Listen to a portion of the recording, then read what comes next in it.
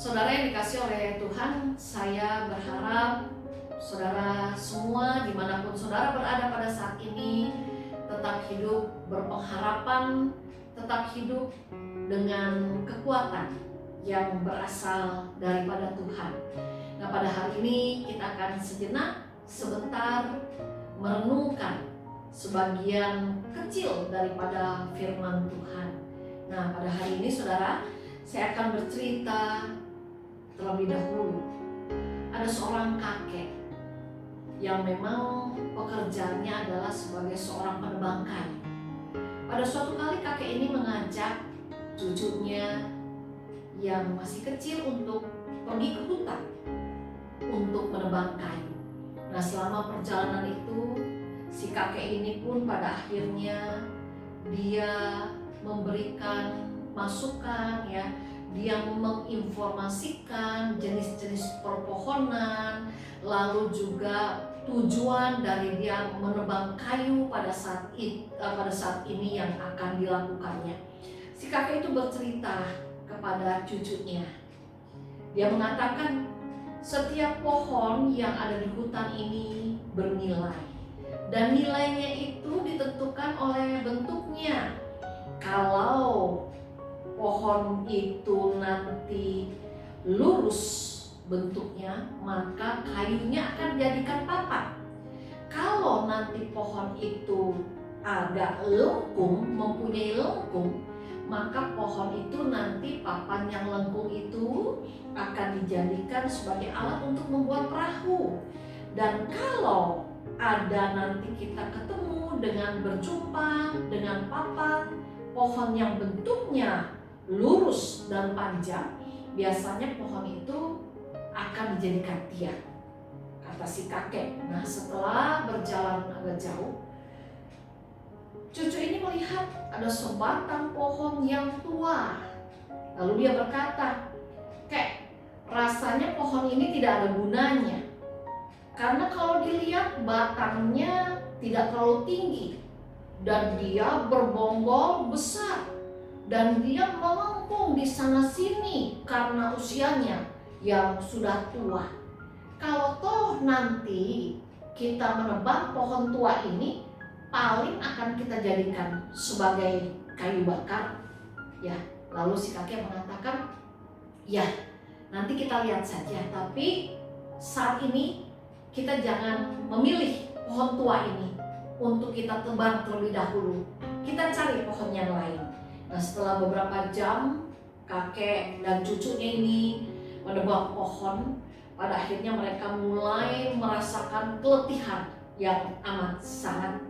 Lalu pada akhirnya di tengah keletihan yang amat sangat itu, sang kakek pun mengajak cucunya untuk bersama-sama mereka berteduh di bawah pohon tua tadi. Sementara mereka berteduh, si kakeknya berkata, "Cuk, dalam hidup ini ada hal yang kelihatannya tidak berguna atau tidak bermanfaat, tidak punya maksud apa-apa. Seperti pohon yang pada saat ini di bawahnya kita berteduh. Tadi cucu sempat mengatakan bahwa pohon ini udah gak ada gunanya, tidak ada gunanya, selain hanya untuk kita pakai kayunya sebagai kayu bakar. Tetapi sekarang kita bisa lihat, justru ketika kita letih, mau beristirahat sejenak dari kepenatan kita menebang pohon-pohon kayu, justru pada saat ini kita membutuhkan pohon tua ini untuk kita bisa berlindung dari teriknya sinar matahari yang membakar kulit kita." Jadi ingat ya, Tuhan tidak pernah membiarkan pohon ini tumbuh, hidup menjadi pohon yang tua tanpa Tuhan punya maksud, tanpa Tuhan punya tujuan untuk pohon ini. Demikian juga dengan kehidupan kita. Apapun yang terjadi dalam hidup cucu, dalam hidup kakek, pasti Tuhan punya tujuan. Saudara yang mengasihi Tuhan. Dari kisah kakek dan cucu tadi kita diingatkan bahwa segala sesuatu yang terjadi di dalam kehidupan ini, ya, melalui setiap persoalan, melalui setiap masalah yang harus kita alami, pasti Tuhan punya tujuan di dalamnya. Walau mungkin pada saat ini kita tidak mengerti, tidak dapat memahami mengapa masalah itu harus kita hadapi, mengapa persoalan itu harus terjadi, padahal kita merasa selama ini sudah hidup selalu menyertakan Tuhan, sudah hidup sesuai dengan firman Tuhan. Tetapi kenapa banyak hal yang buruk yang tidak kita mengerti, yang tidak dapat kita pahami pada saat ini justru harus kita alami? Hal ini mengingatkan saya akan firman Tuhan dalam kitab Yesaya 55 ayat yang ke-8 dan ayat yang ke-9, yang demikian firman Tuhan. Sebab rancanganku bukanlah rancanganmu, dan jalanmu bukanlah jalanku. Demikianlah firman Tuhan. Seperti tingginya langit dari bumi, demikianlah tingginya jalanku dari jalanmu, dan rancanganku dari rancanganmu. Saudara yang selalu Tuhan kasihi, melalui kebenaran firman Allah pada saat ini, sebagai anak-anaknya kita mau diingatkan kembali.